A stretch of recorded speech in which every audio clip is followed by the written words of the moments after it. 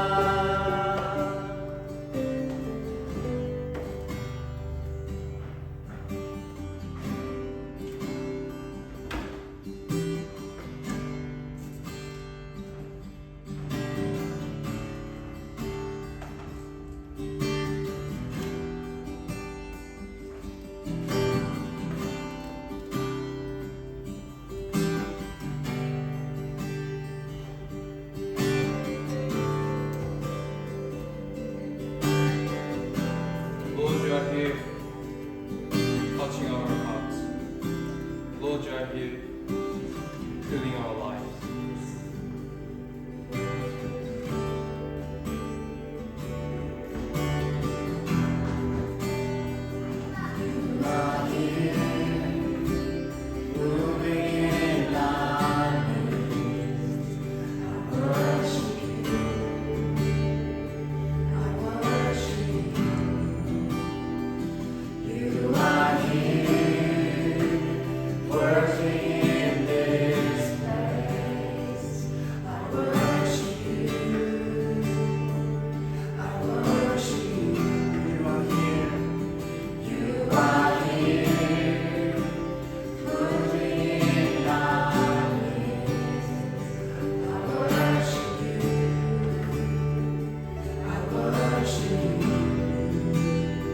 You are here, working in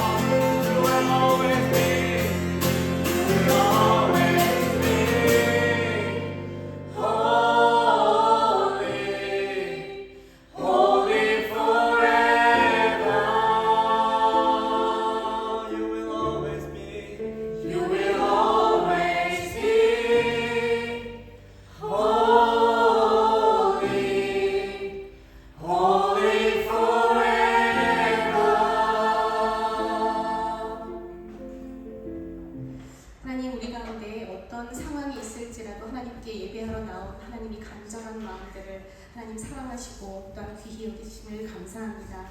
하나님, 우리에게 있는 모든 걱정거리들과 또한 기쁜 일들과 하나님 모든 상황들을 하나님 앞에 맡겨드립니다. 이 모든 것에 하나님의 인도하심과 하나님의 완벽한 섭리가 계심을 또한 감사드립니다.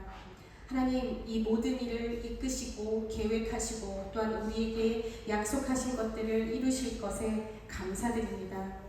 한이 없고 하나님 무한한 그 하나님의 자비하심과 은혜가 하나님 오늘 귀한 하나님의 말씀을 통해 이곳에 모인 모든 사람들의 마음을 두드리시고 또한 변화시켜 주실 것을, 또한 바꿔주실 것을, 하나님께 순종하게 하실 것을, 하나님의 믿음이 우리 안에 심어지게 하실 것을 기대합니다. 하나님 한 명도 빠짐없이 이곳에 하나님의 말씀을 사랑하고 간절한 마음으로 온 모든 성도들의 마음을 주의 성령으로 거룩하게 하시고 하나님이 바라보는 곳을 우리도 보게 해주시고 또한 하나님의 마음이 있는 곳에 우리의 마음도 전부 다 가 있게 해주세요.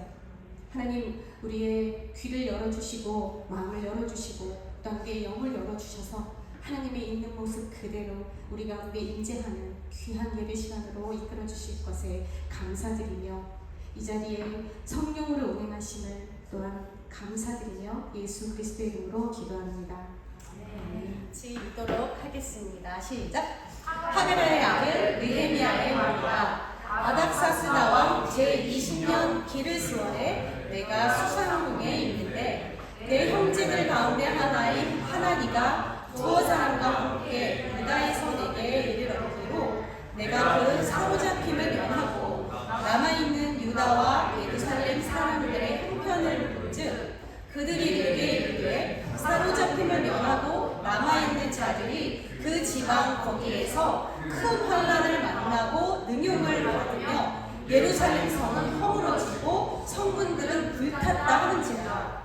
내가 이 말을 듣고 앉아 울고 수일 동안 슬퍼하며 하늘의 하나님 앞에 금식하여 기도하여 이르되 하늘의 하나님 여호와 크고 두려우신 하나님이여 주를 사랑하고 주의 계명을 지키는 자에게 언약을 지키시며 긍휼을 베푸시는 주여 간구하나이다.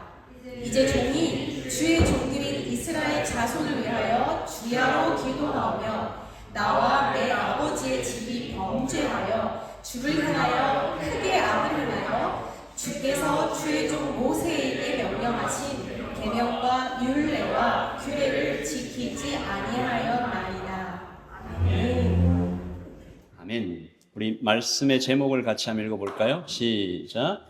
수산궁에서 예루살렘까지 느헤미야 이야기입니다. 우리 첫 번째 제목을 같이 읽겠습니다. 시작. 수산궁에서 사는 법. 수산궁은 이 아닥사스다 왕의 여름별장인데요. 느헤미야 1장 1절은 아주 이상하게 시작합니다. 같이 한번 읽겠습니다. 1장 1절. 하가라의 아들 느헤미야의 말이라. 아닥사스다 왕 제20년 기슬루월에 내가 수산궁에 있는데, 뭔가 암호 같기도 하고 지금이랑 너무 멀리 떨어져 있는 말이지만 이 작은 문장 안에 서로 매치가 안 되는 여러 가지 개념들이 있는 거죠. 하가랴의 아들 느헤미야. 하가랴는 wait for 야훼, 야훼를 기다린다. 느헤미야는 야훼 comfort, 하나님께서 위로하신다. 그러니까 어떤 가정이겠어요? 하가랴의 아들 느헤미야. 어떤 가정일까요? 믿음 좋은 가정. 그런데 그 가정이 어디에 있다? 아닥사스다 왕 페르시아입니다. 이방이에요. 믿음 좋은 가정이 왜 이스라엘에 안 살고 페르시아에 가서 살고 있을까? 지금이야 외국 가서 사는 것 이상하지 않지만 그때는 이거 굉장히 이상한 일이죠. 심지어 장소가 수산궁. 페르시아 왕의 여름별장 굉장히 화려했다고 합니다. 높이 20m, 침대들이 금과 은으로 만들어져 있고 대리석 바닥, 거대한 정원, 요새. 지금으로 얘기하면 어딜까요? 한국 가보셨죠? 그 강남의 어딘가에 되게 좋은 아파트 있잖아요. 펜트하우스 같은 이름 모르겠어요. 하여튼 굉장히 좋은 곳. 혹은 애플 본사 한번 가보고 싶은 곳인데. 하여튼 그런 곳. 이 수산궁은 그런 곳입니다. 느헤미야의 직업은 컵베어러라고 해요. 왕이 마실 술을 책임지는 자리. 그러니까 뭐 그렇게 높은 자리인가 싶은데 이렇게 얘기하면 금방 마음에 좀 와닿을 겁니다. 왕의 목숨을 책임지는 자리.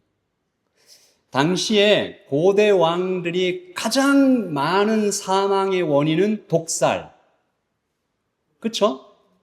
가장 쉽게 죽일 수 있잖아요. 그래서 왕이 먹는 음식, 왕이 마시는 술은 자기 목숨을 맡길 수 있는 사람한테 책임지게 합니다. 그러니까 느헤미야는 지금으로 치면 비서실장. 굉장히 높은 직업, 위치죠. 페르시아, 그 당시에 가장 강대국.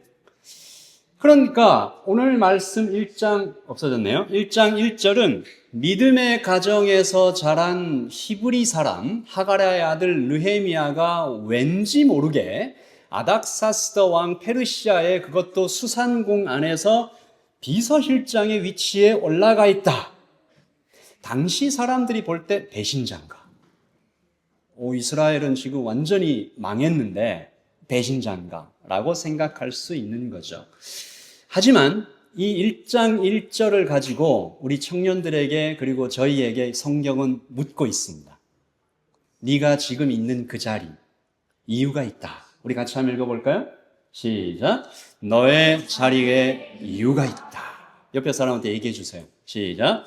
너의 자리에 이유가 있다. 좀 이상하게 느헤미야는 뭔가 아주 성공한 자리지만 그래도 이유가 있는 거고, 우리의 자리가 때때로 아까 우리 찬양했는데 우리가 볼 수 when I see, when I don't feel 그렇지만 never stop. 하나님께서 일하시는 무언가 이유가 있다라고 시작하는 것이에요. 수산궁은 단절된 곳입니다. 그러니까 마음만 먹으면 그 안에서 밖에 일은 신경 안 쓰고 살 수 있어요. 백화점 가보신 분, 다 가보셨겠죠? 죄송합니다. 백화점 안에는 제가 쳐다보진 않았는데 글을 보니까 백화점 안에는 시계가 잘 없대요. 그리고 창문이 잘 없대요. 그래서 그 안에 들어가면 바깥 세상의 일은 잊고 여기에 집중해라 그런데요.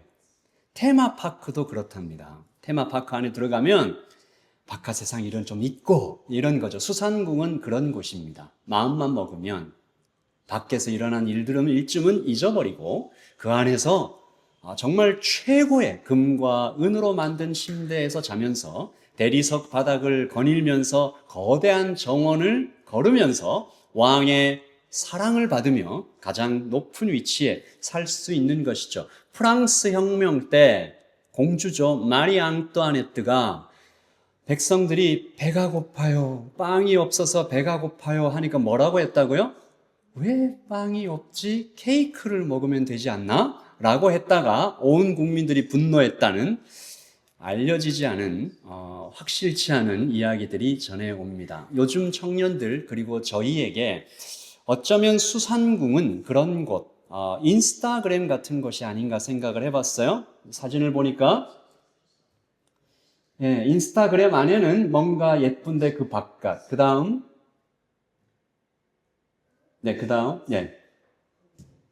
바깥에는 뭔가 패스트푸드죠. 그 다음 인스타 속의 세상이 좀 수상궁을 담지 않았나. 화려하게 필터링 되고 편집되어 있지만 그 안에 살면 언제나 행복이지만 사실 그 바깥에는 냉혹한 현실이 있는 거죠. 수산궁 안에서 어떻게 살아야 할까? 이 땅을 살아갈 때 우리는 이유가 있다고 하시는데, 하나님, 제가 뉴질랜드에 와 있는 이 교회에 그리고 그 직장에 이 사람과 이 위치에 그 도시에 살고 있는 것에는 무엇인가 이유가 있다고 하는데, 여러분, 느헤미야는 수산궁 안에서 그냥 살 수도 있었어요. 아무 걱정 없이 성공하면서. 그러나 오늘 느헤미야는 수산궁 안에서 사는 뭔가 다른 모습 하나를 보여줍니다. 우리 이렇게 살아라 라고 성경이 이야기하는 거죠. 그 다음 시작. 물어야 산다. 바이트 아니고 ask. 물어야 산다. 누구에게? 수산궁 밖에 있는 사람에게 물어보는 거죠. 말씀 같이 읽습니다. 시작. 내 형제들 가운데 하나인 하나니가 두어 사람과 함께 유다에서 내게 이를 얻기로 내가 그 사로잡힘을 면하고 남아있는 유다와 예루살렘 사람들의 형편을 물은즉, 느헤미야는 수산궁에 살면서도 그 바깥에 있는 사람의 형편을 물어봤어요. 물어야 산다. 학자들은 아마도 이 하나니가 느헤미야의 친동생이었을 것이다 라고 얘기하는 거죠. 그래서 학자들은 한 발짝 더 나가서 하나니는 왜 유다에서 왔을까? 느헤미야가 보냈을 것이다. 혹은 느헤미야가 불렀을 것이다. 수산궁에서 예루살렘까지는 1600km.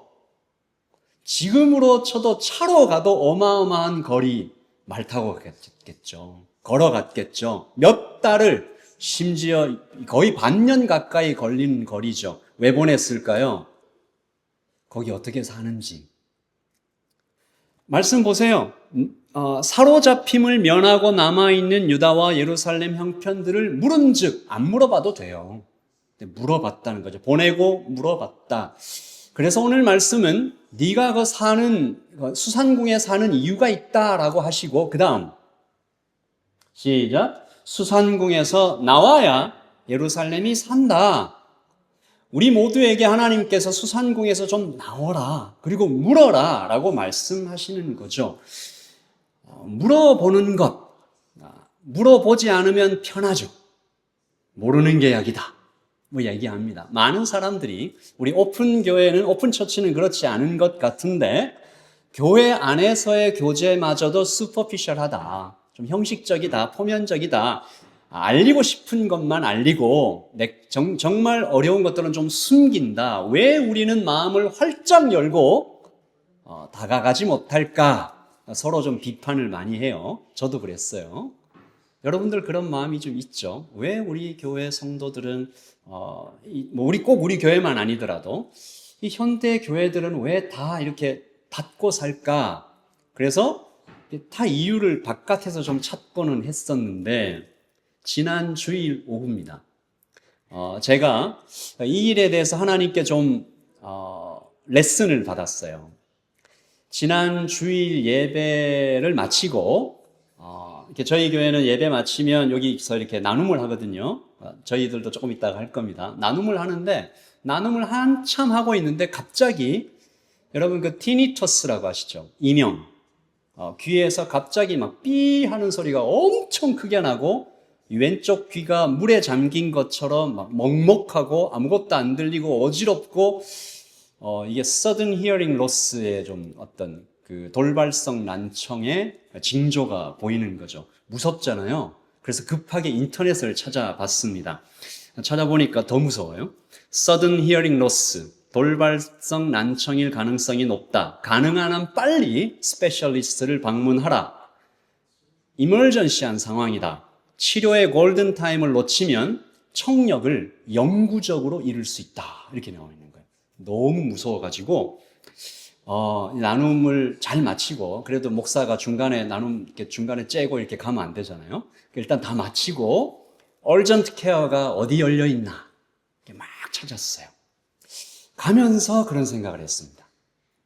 이 이머전시한 상황에 교회 식구들한테 내가 지금 당장 좀 기도 부탁을 할까? 라고 생각을 했는데, 제가 했을까요? 안 했을까요? 했으면 제가 이 간증을 안 할 것 같은데, 안 하고, 아니야, 다 애 키우고 일 바쁘고 너무 부담 주니까 얘기하지 말자. 그리고 내가 좀 잘 버텨보자.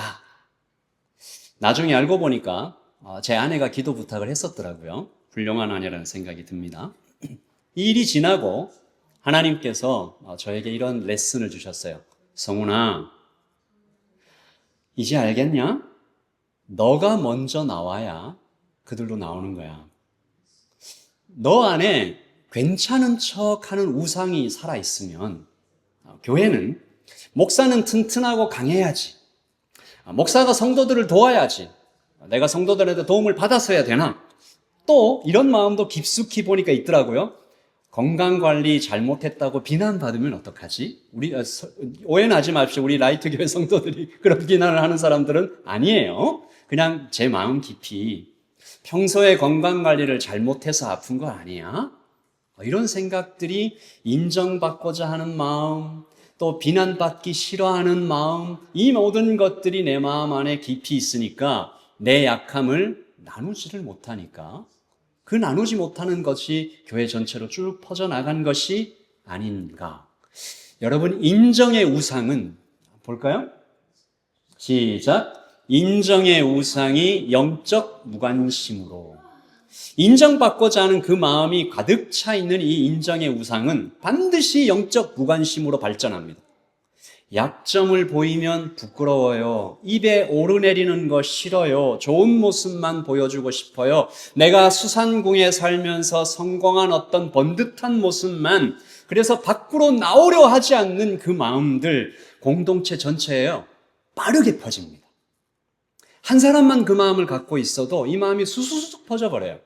누가 자기 약한 모습 보이고 싶어 합니까? 그러면 내 것을 숨기잖아요? 그러면 반드시 그 다음 찾아오는 건 남의 것도 굳이 듣고 싶어 하지 않는 마음으로 번져 나가게 되겠죠. 그러면 공동체는 하나 되지 못합니다. 그런 의미에서 여러분 옆에 있는 사람한테 한번 물어봅시다. 괜찮니? 우리 제일 잘하네요. 우리 이모가 좀 진심을 담아서 눈을 이렇게 딱 보고 이 아주 멋진 그 눈동자로 한번 얘기해. 괜찮니? 네, 괜찮아요? 네. 힘든 거 없어?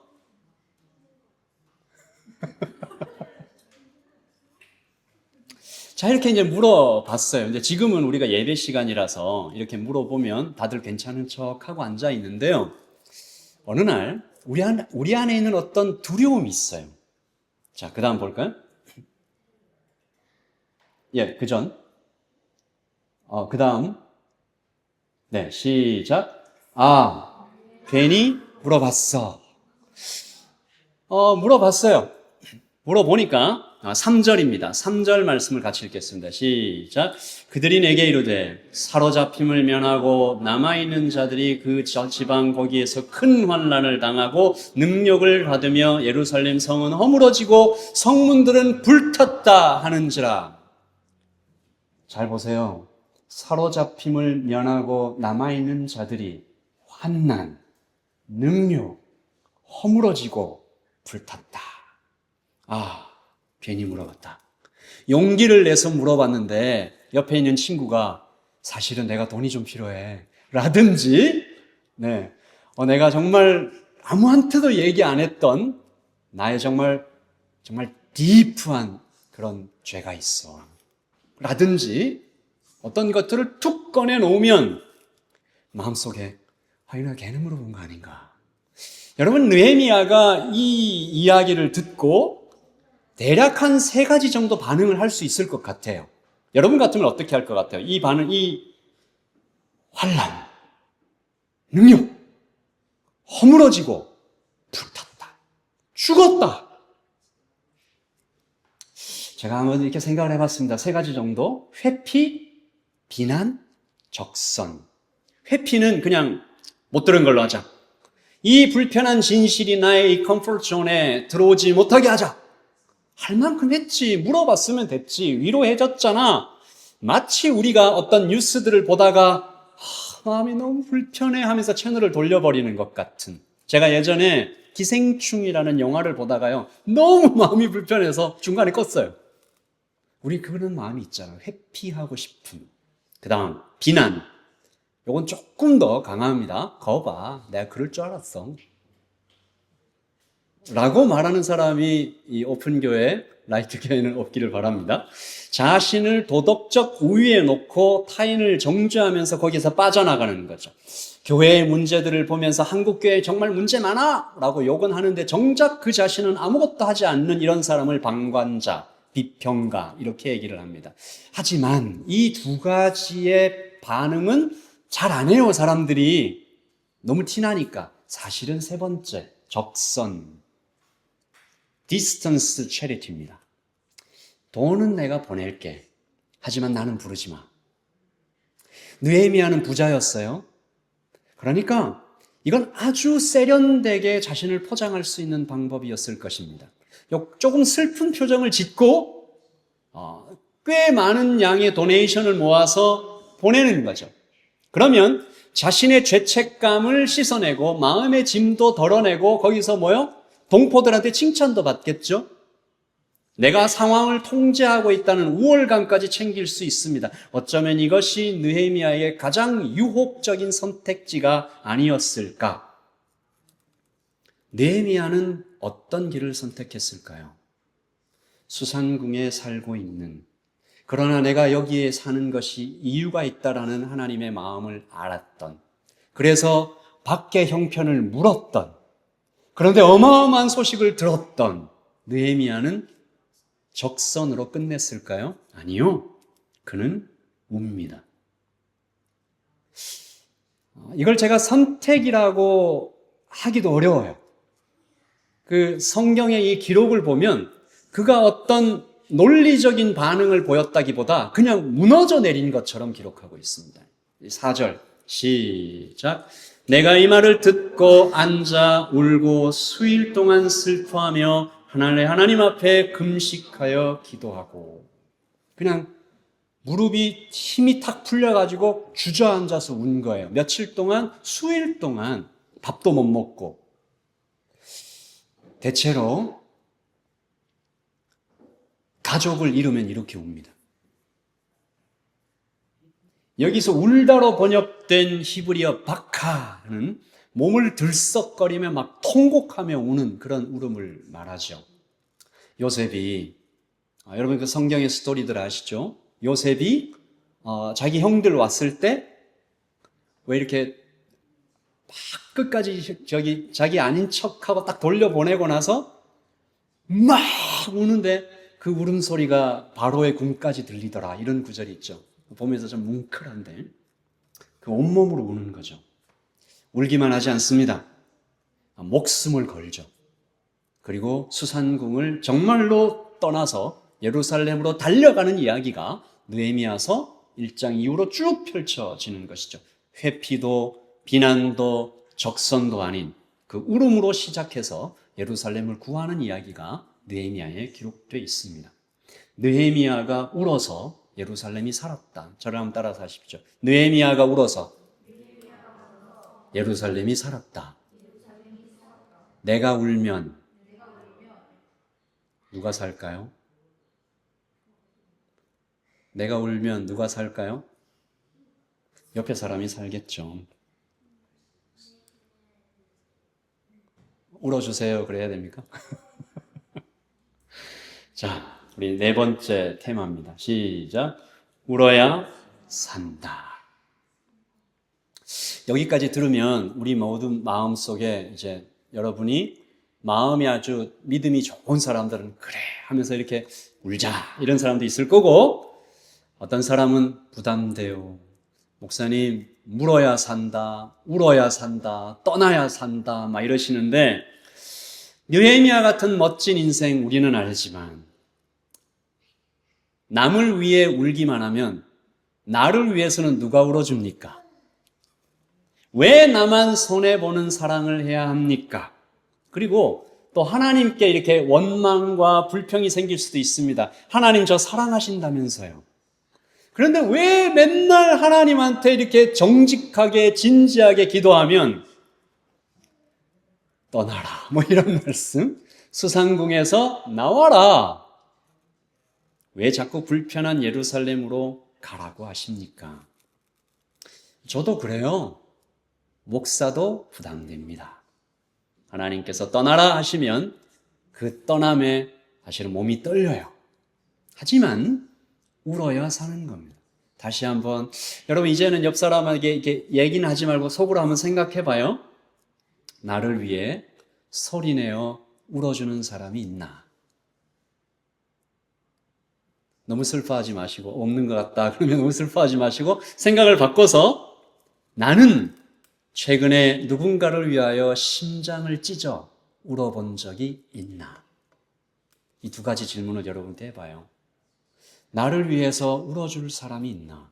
나는 누군가를 위해서 정말 가슴을 찢는 마음으로 울어본 적이 있나? 만약 이 두 가지 질문 중 하나라도 여러분이 네라고 대답했으면 여러분은 지금 살아있는 것입니다. 하지만 울고 싶다고 뭐 그냥 막 울 수 있는 건 아니잖아요. 대문자 F라서 우는 건 아니죠. 느헤미야가 그래서 운 건 아닙니다. 하나님이 울게 해주셔야 우는 건데, 느헤미야에게 주셨던 아주 이상하고 신비로운 축복. 6절입니다. 시작. 나와 내 아버지의 집이 범죄하여 주를 향하여 크게 악을 행하여 주께서 주의 종 모세에게 명령하신 계명과 율례와 규례를 지키지 아니하였나이다. 여기까지만 읽죠. 다시 한번 시작. 나와 내 아버지의 비 범죄하여 주를 향하여 크게 악을 행하여. 여기까지만. 저는 이것이 느헤미야에게 주신 아주 신비롭고 부담되고 아프고 벅차고 괴로운 그러나 어마어마한 축복이라고 생각합니다. 뭐라고 얘기했어요? 그들이 범죄하여 이렇게 안 하고 내가 범죄하여 이렇게 얘기했다고요. 느헤미야와 예루살렘이 하나로 묶여 있어요. 이것은 화학적인 결합 같은 거예요. 분리할 수 없는. 영적으로 연결되어 있습니다. 여러분 혹시 과학 좋아하시는 분들 계시면 양자 얽힘이라는 개념을 아시는지 모르겠어요. 퀀텀 엔탱글먼트라는 어떤 개념인데 양자역학에 있어요. 두 개의 양자가 두 개의 입자가 어마어마하게 멀리 떨어져 있는데 심지어 막 몇만 광년 우주의 끝에서 끝까지 떨어져 있는데 한쪽의 입자가 변하면 그 즉시 다른 쪽 입자가 변한다. 이거는 뭐 이렇게 공상과학이 아니고 실제로 관측되는 이상한 현상이에요. 양자 얽힘, 퀀텀 엔탱글먼트. 느헤미야와 예루살렘이 spiritual entanglement, 얽혀 있었어요. 신비롭게. 느헤미야의 눈물은 여기서 왔어. 아까 제가 말씀드렸죠. 소식을 듣자마자 주저앉아서 막 통곡한 거는 가족이 죽을 때 그렇다니까요.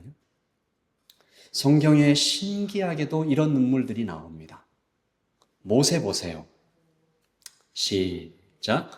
그들의 죄를 사하여 주옵소서. 그렇지 아니하시면 원하건대 주께서 기록한 책에서 내 이름을 지워버려 주시옵소서. 바울도 그랬어요. 시작. 나의 형제를 위하여 내 자신을 저주를 받아 그리스도에게서 끊어질지라도 원하는 바로다. 여러분, 모세와 바울은 영원한 생명에 대해서 알고 있었던 사람입니다. 이걸 그냥 그런 게 있을지도 몰라가 아니고 영원한 생명과 영원한 죽음이 실제로 있다라는 것을 알고 있었던 사람이에요. 그들이 뭐라고 하냐 하면 내가 영원한 죽음에 떨어져도 좋으니까 이 백성 살려주세요라고 기도하고 있는 거잖아요. Spiritual entanglement, 얽혀 있어요. 하나예요. 이 모세, 바울뿐만 아니에요. 다니엘, 호세아, 이사야, 예레미야, 성경의 수많은 인물들은 나와 그가 연결되어 있다라고 생각하면서 가슴을 치며 울었어요. 여기서 이제 질문. 이 얽힘, 이 신비로운 spiritual entanglement는 축복일까 저주일까? 아프잖아요. 나 혼자 먹고 살기도 힘든데 뭐 얽혀가지고 제가 아프면 내가 너무 아파. 행복일까 부담일까? 우리는 이미 다 알고 있습니다. 특별히 아기를 키우는 부모님들은 이것에 대해서 알고 있습니다.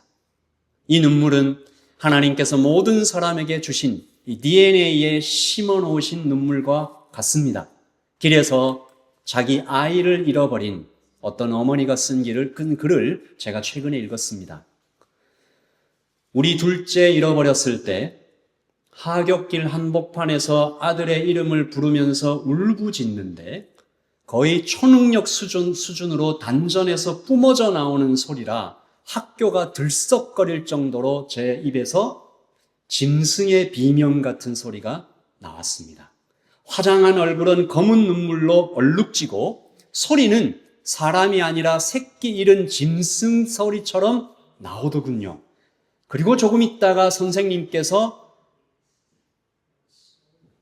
이 아이 맞지요? 라고 하면서 둘째의 손을 제 손에 잡혀주셨을 때 순간 다리가 풀려 주저앉았습니다.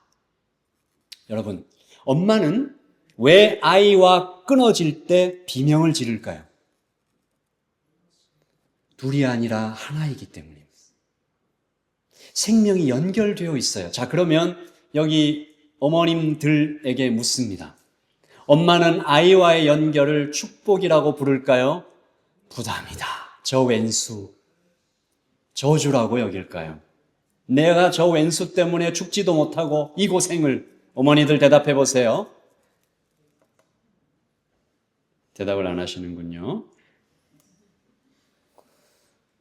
어머니들은 아이와의 이 연결을, 내가 내 살과 몸이 찢어져 나가는 것 같은 그 연결을, 결코 끊어낼 수 없는 이 연결을 축복이라 여길까요? 부담이라고 여길까요? 여러분, 누군가를 한 번이라도 잃어본 사람은 이 연결의 축복을 잘 압니다. 여러분 중에도 혹시 소중한 사람을 잃어본 분이 계십니까?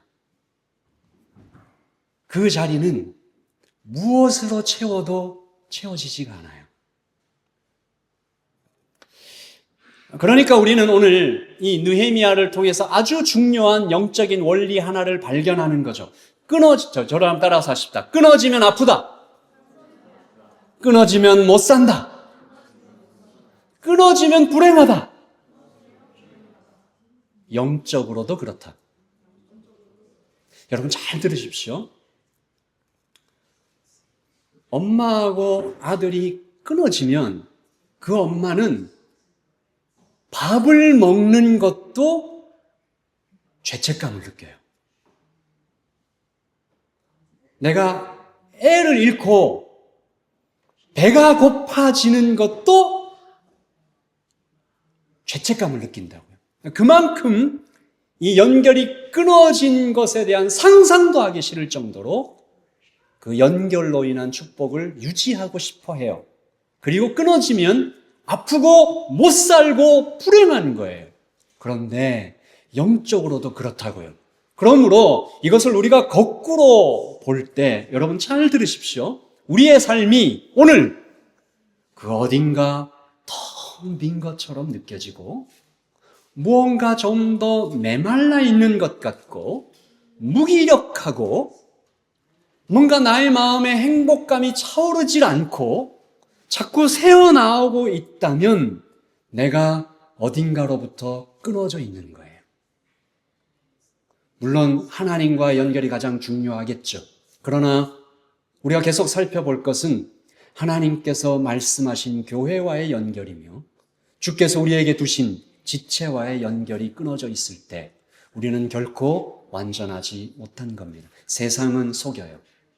세상은 뭐라고 얘기합니까? 수산궁에서 나오지 마. 그 말은 거꾸로 얘기하면 끊어져도 괜찮아. 그리고 조금 더 가면 끊어져야 좋아. 끊어져야 편해. 너의 인생은 너의 것이야. 귀찮은 관계들은 끊어내. 혼자 즐겨. 라고 하면서 거짓말을 우리에게 할 때 우리는 예수 그리스도의 중요한 말씀을 마음에 새깁니다. 요한복음 15장 5절 시작. 나는 포도나무요 너희는 가지라.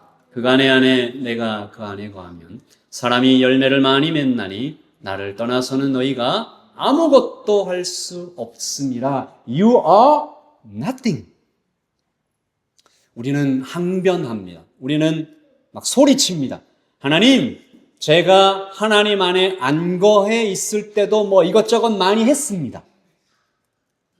공부도 하고, 직장도 가고, 친구 관계도 좋았고, 여행도 가고, 돈도 벌고, 결혼도 하고 많이 했습니다. 하나님께서 얘기하세요. 아니, all of this, nothing.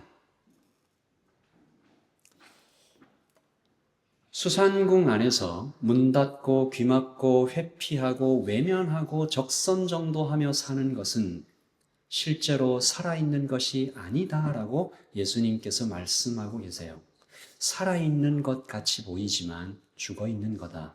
여러분 나무가 있는데 나무에서 가지를 꺾어요. 꺾어서 이렇게 땅에 딱 떨어뜨려 놔. 아니 그렇게까지 하지 말고 나무에서 가지를 꺾어요. 그리고 꽃병에 이렇게 딱 꽂아요. 살아있어요? 죽어가고 있어요? 죽어가고 있죠. 아무리 예쁜 장식을 해둬도 색깔을 칠해도 거기에 열매는 맺히지 않을 수 있습니다. 혹 우리의 인생이 오늘 무언가 비어 있어요. 메말라요. 행복감이 차오르지 않아요. 항상 기뻐하라, 쉬지 말고 기도하라, 범사에 감사하라 하시는데 기쁨도 감사도 없는 것 같아요. 그렇다면 첫 번째로 말씀처럼 주님과 연결되어야 할 것이고, 그런데 우리가 주님과 연결되는 것은 알아요. 잘 아는 것 같아요. 그런데 그것만큼 중요한 지체와의 연결은 잘 모르는 것 같다 이 말입니다. 예수님은, 우리 하나님은 그 두 가지를 똑같이 생각하셨어요. 성경의 제일 큰 명령이 뭡니까? 뭐라고 하셨어요? 하나님 사랑해라. 그리고 이웃 사랑해라. 똑같다고요. 그러므로 연결은 부담이 아니라 제대로 사는 방법이다 라고 하십니다. 사랑하는 우리 성도 여러분, 질문하겠습니다. 하나님과 연결되어 계십니까? 대답이 너무 작은 것 같아요. 하나님과 연결되어 계십니까? 하나님과 연결되어 계십니까? 아멘이죠. 근데 우리가 때때로 잘 못 느낄 때가 있어요. 우리 아까 그 찬양 너무 좋았던 것 같아요. 우리 설교하고 설교 후에 제가 원래 준비한 찬양이 있는데 그거 하면 좋겠어요. Waymaker. Even when I don't feel it, don't see it. 그럼 주님 거기 계시다. 제가 이번에 그 돌발성 난청 사건을 겪으면서 하나님이 정말 우리 가까이 계시다는 것을 다시 한번 좀 경험했어요. 이게 죄송합니다. 여기 좋네요. 제가 제일 나이가 많은 축에 들어가요. 그죠? 그래서 나이가 들어가다 보니 이런 일을 겪으니 무섭고 불편했어요. 그런데 참 좋았습니다. 이상하죠? 무섭고 불편하고 힘들고 어려웠는데 참 좋았습니다. 왜냐하면 이 사건을 통해서 하나님과의 연결을 경험했기 때문입니다. 여러분도 그러실 것입니다. 많은 사람들에게 너의 인생에서 가장 힘들었을 때가 언제냐? 그리고 너의 인생에서 가장 좋았을 때가 언제냐고 물어보면 정말 신기하게 두 때가 똑같아요. 대체로. 많이 그래요. 제가 이번에 그랬는데 이 urgent care를 찾아가다가 성도에게 메시지를 보냈습니다. 그랬더니 만사 제쳐두고 빨리 와라.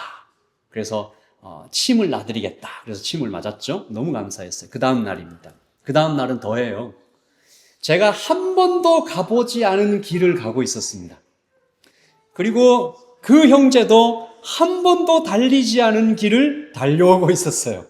그리고 마침 제 차가 신호등에 섰어요. 그리고 그 형제는 오디올로지스트였습니다. 11년 만에 평소에 다니지 않는 길로 저는 운전했고 그 형제는 평소에 달리지 않는 길로 아침 러닝을 하고 있다가 갑자기 만나서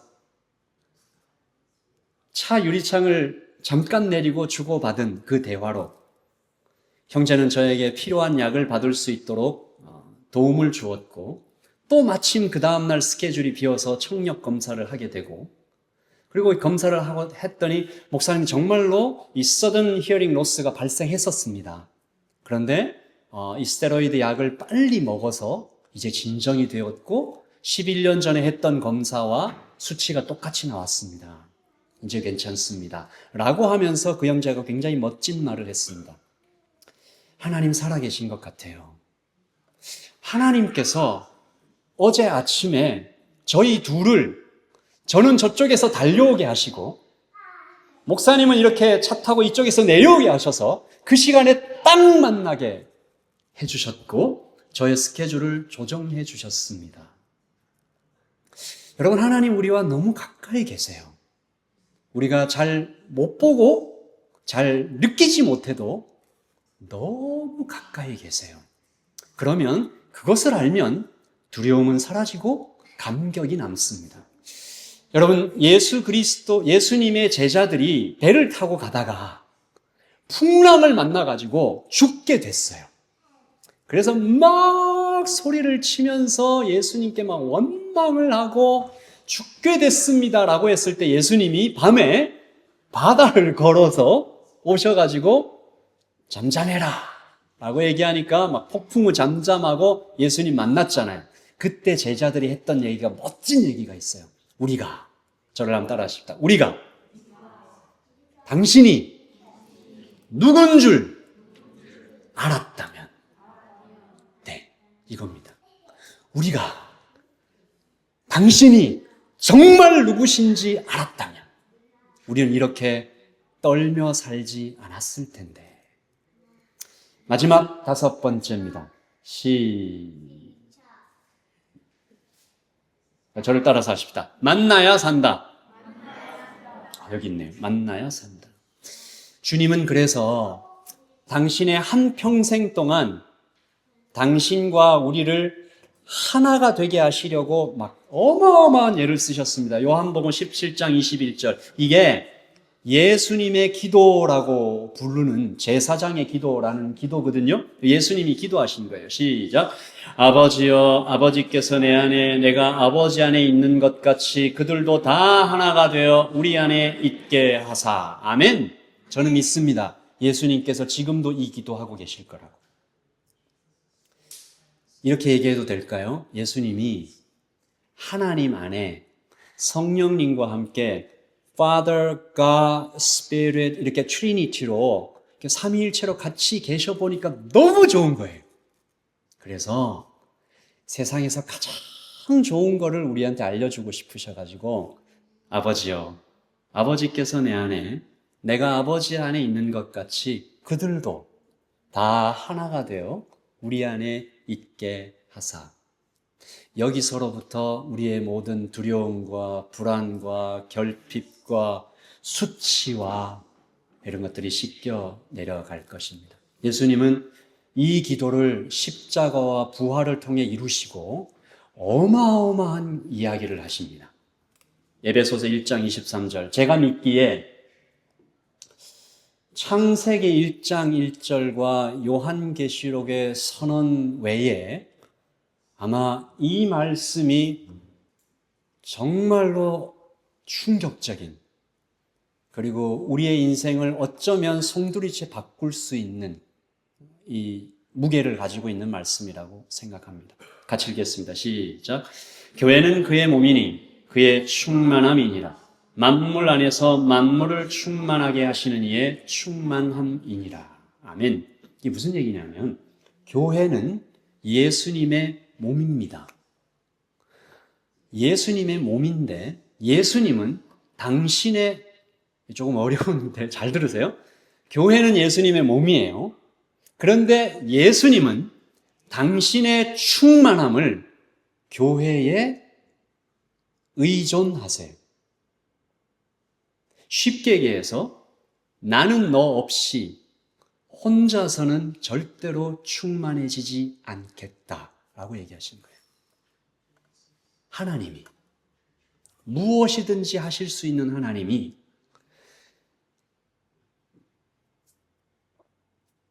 여러분이 이제 친구를 사귀어요.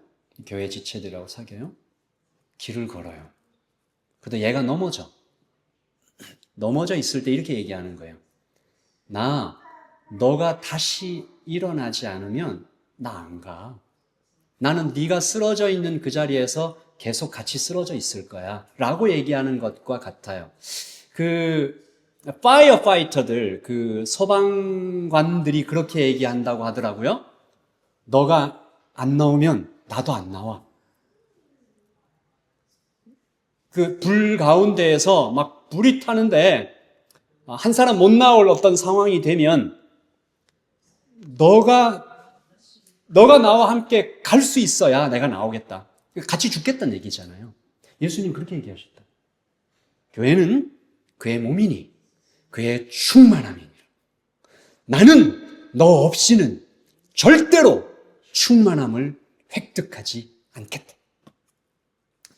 그래서 우리는 예수님과 spiritual entangled, 묶여 있어요. 이게 어마어마한 거예요. 그래서 우리는 그 예수님과 엮여 있는 그 엮임 속에서 옆에 있는 사람들을 만납니다. 그것을 유니버셜 처치라고 하죠. 하나된 교회. 수산궁의 문을 열고 우리 바로 옆에 있는, 그러니까 우리가 먼저 실천해야 될 것은 우리 교회 안에서 일단 나의 문을 열고 옆에 있는 사람의 형편을 물어보는 겁니다. 우리가 조금 있다가 나눔할 때 정말로 좀 물어볼 거예요. 괜찮니? 힘든 건 없니?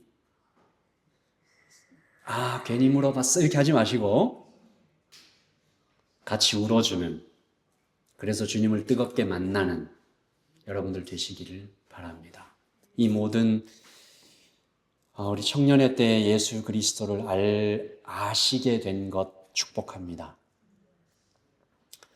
예수님께서 절대로 여러분이 쓰러진 그 자리에 두고 가지 않으십니다.